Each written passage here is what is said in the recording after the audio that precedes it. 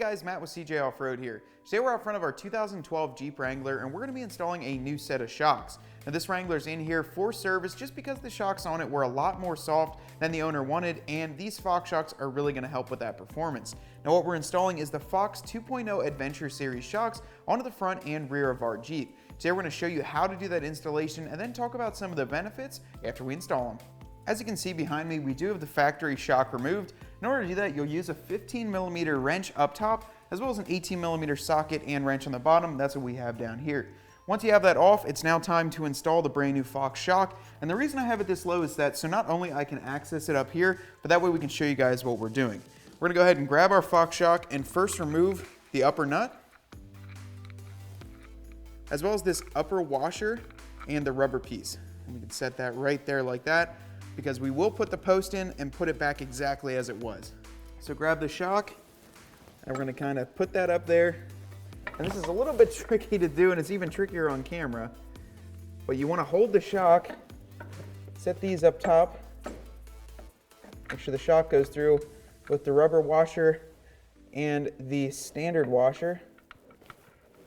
Before I go down below and get the bottom bolt in and tightened up, what I wanna do is get this all the way tightened up top. That's gonna use a 3/4 inch box wrench, and then if your shaft twists and you can't grip it or hold enough, there is an Allen key into that top shaft on the stud there, so you can put it in there. Fortunately for us, you just grab a hold of the shock and twist it. You'll see what I'm doing. I'm gonna go ahead and grab the wrench and just get started.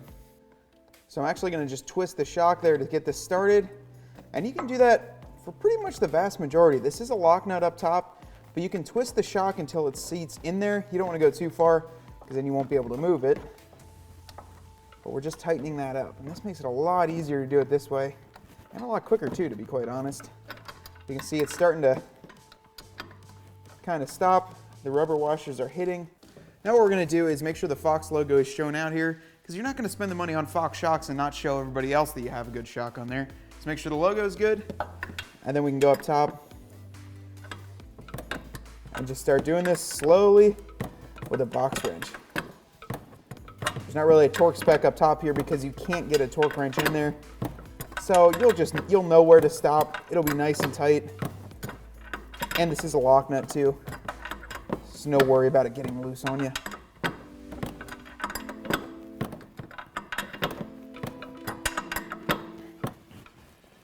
You can see we've got it nice and tight. Now we can go down below and install our 18mm bolt.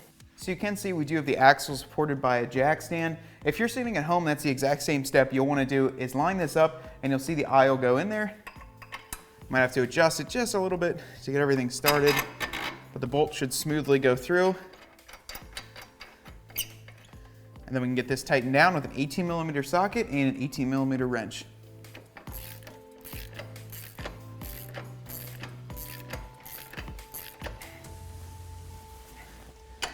Okay, now we can move on to the rear. For the rear, it's gonna be a little bit different on the mounting. You'll put that section up in and then reinstall the bolts that you pulled off on the top. Those are a 16mm bolt.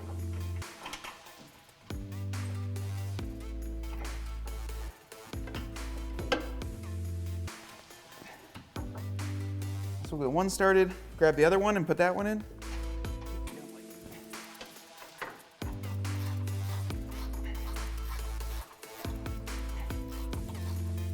And once again, we have the axle supported here just to pick it up a little bit.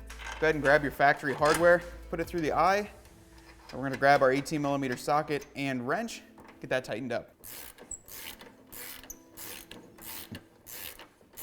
Once you get that lower bolt tightened up, repeat the exact same process on the front passenger and the rear passenger side, and that'll complete your installation.